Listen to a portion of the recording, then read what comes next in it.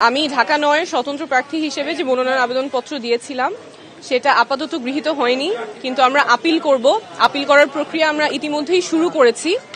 কারণ হিসেবে যেটা নির্বাচন কমিশন বলেছে, আপনারা জানেন যে স্বতন্ত্র প্রার্থীর জন্য বিধি অনুযায়ী ১% ভোটারের স্বাক্ষর নিতে হয়। সেই ১% ভোটারের সংখ্যা যা হয় তার চেয়ে আমরা বেশি স্বাক্ষর সাবমিট করেছি, প্রায় ২০০-র মতো বেশি ছিল।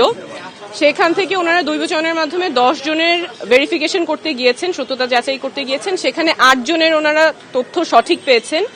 2 জনের ক্ষেত্রে ওনারা মানুষটাকে খুঁজে পেয়েছেন, সত্যতা যাচাই করতে পেরেছেন, কিন্তু সেই 2 জন ঢাকা ৯-এর ভোটার ছিলেন না। ওনারা জানতেন না ওনারা ঢাকা ৯-এর ভোটার। একজনের বাসা খিলগা যেহেতু ঢাকা ৯ আর 11 দুইটাই পড়ে, উনি জানতেন যে উনি ঢাকা ৯-এর ভোটার এবং তার জানার কোনো উপায় ছিল না যে সে ঢাকা ৯-এর ভোটার না। উনি গিয়ে ওয়েবসাইটে চেক করেছেন, ওনার ভোটার নাম্বারটা পান নাই, এনআইডি যেটা ছিল উনি জানতেন উনি ঢাকা ৯-এর ভোটার, সেভাবে তিনি স্বাক্ষর করেছেন। আরেকজন যার ব্যতিক্রমে এসেছে, তার কাছেও যে হার্ড কপি আছে এনআইডির, সেই এনআইডির ঠিকানা অনুযায়ী উনিও ঢাকা ৯-এর ভোটার, কিন্তু নির্বাচন কমিশনের কাছে তথ্য আছে যে তিনি ঢাকা ৯-এর ভোটার না, সেটাও তার জানার কোনো উপায় ছিল না। তো যেই 2 জনের কথা ওনারা বলেছেন যাদের সত্যতা পেয়েছেন কিন্তু ঢাকা ৯-এর ভোটার না, এই 2 জনের ক্ষেত্রেই তাদের জানার কোনো উপায় ছিল না যে তারা কোন এলাকার ভোটার এবং ঢাকা ৯-এর ভোটার না। ওনারা জানতেন যে ওনারা ঢাকা ৯-এর ভোটার, সেই অনুযায়ী ওনারা স্বাক্ষর দিয়েছেন এবং নির্বাচন কমিশন কোনো উপায় রাখে নাই ভোটারদের জানার জন্য যে তারা কোন আসনের ভোটার কিংবা ভোটার নাম্বার কত।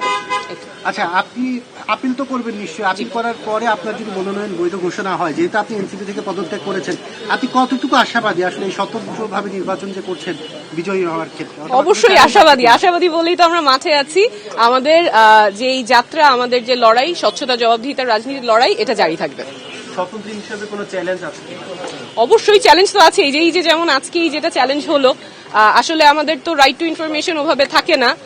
যারা এত কষ্ট করে স্বাক্ষর দিয়েছেন তাদের জন্য নির্বাচন কমিশন কোনো উপায়ও রাখে নাই জানার যে তিনি কোন আসনের ভোটার। আমরা এত কিছু বলি, আমাদের অধিকারের কথা বলি, কিন্তু এই বেসিক তথ্যটা জানার পর্যন্ত আমাদের কোনো উপায় রাখা হয় নাই। অবশ্যই চ্যালেঞ্জ আছে, তার সাথে অনেক পজিটিভও আছে।